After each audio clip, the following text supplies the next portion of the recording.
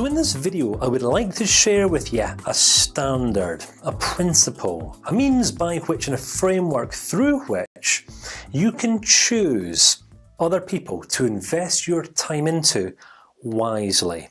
Now you're not going to get this perfect right away, all right? Because it's going to take you quite some time to develop your third eye, and this is where you're not just looking with those two physical eyes, but you're actually seeing some things that aren't there. You're actually able to see more about people's character. All right.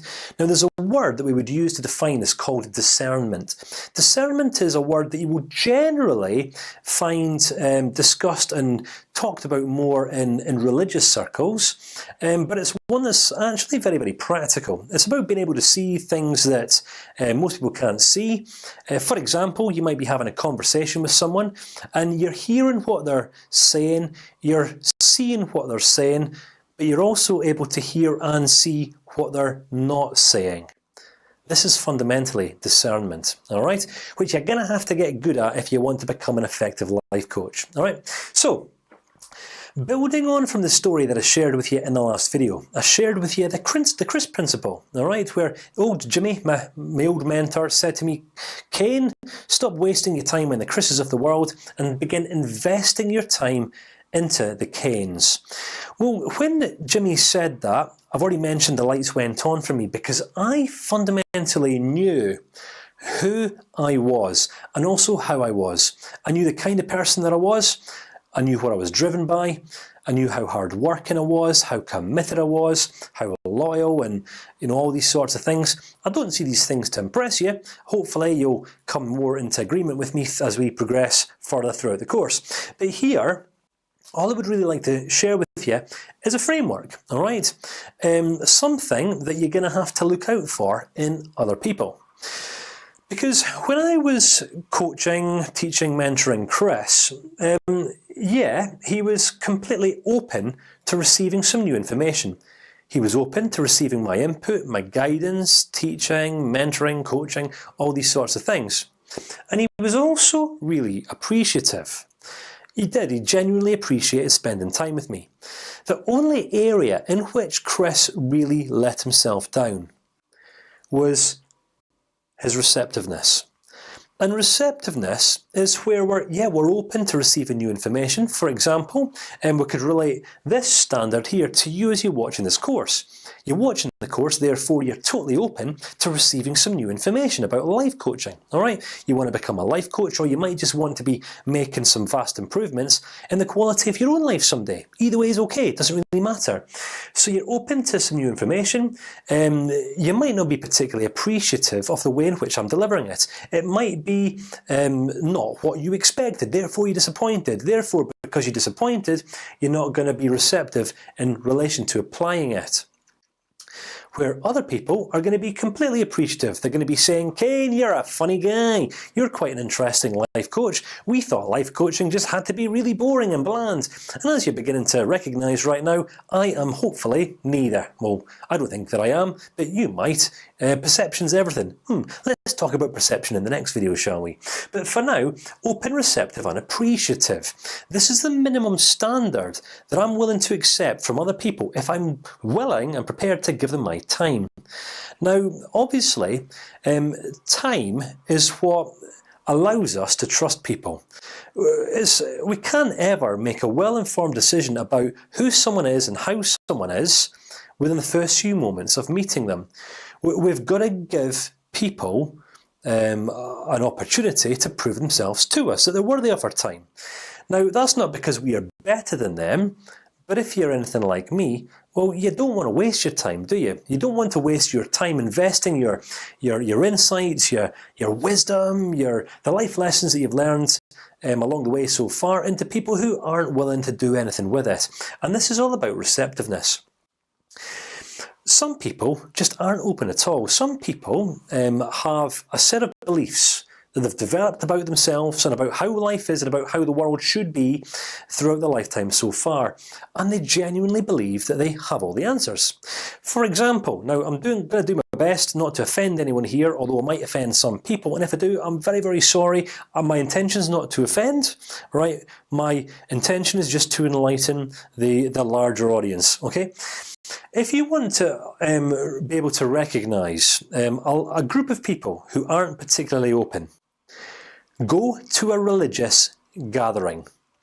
Now here I'm not branding all religious people. I'm just saying many people who attend religious gatherings have a fixed idea or a fixed belief about how life is, how it should be lived, how life should be, who they are, what the standard is for living life.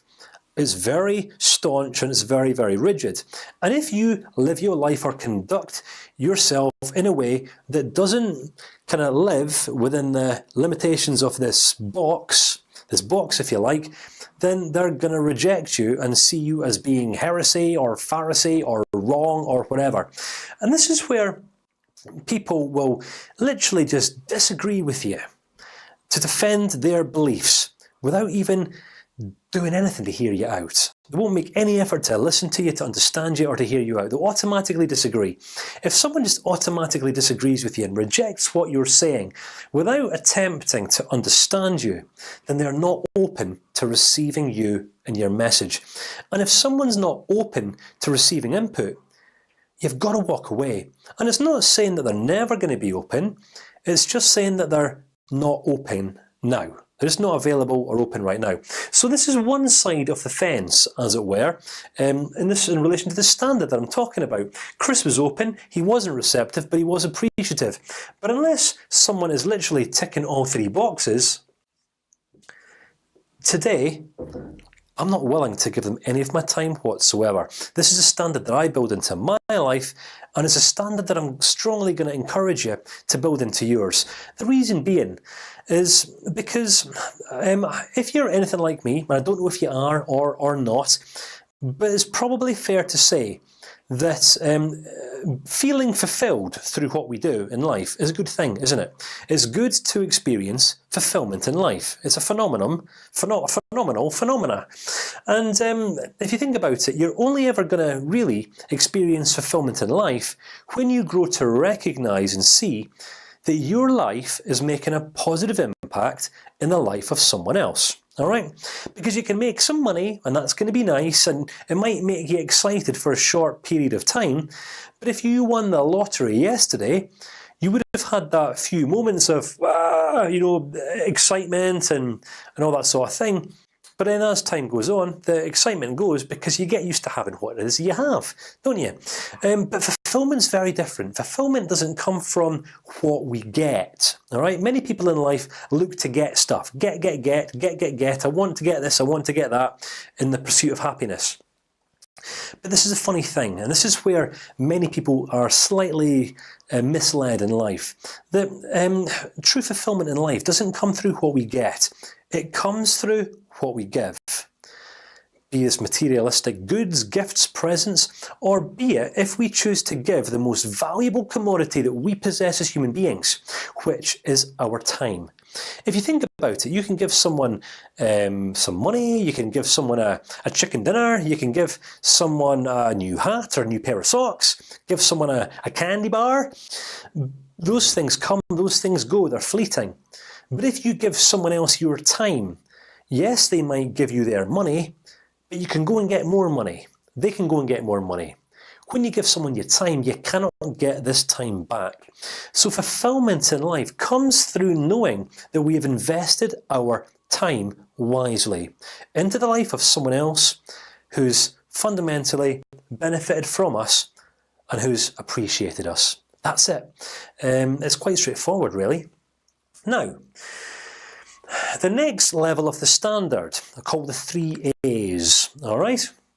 And again, it's important that we're able to evaluate and assess. There's a little checkbox, a little checklist. All right, we've attached that to this video. And now, please hear me right here.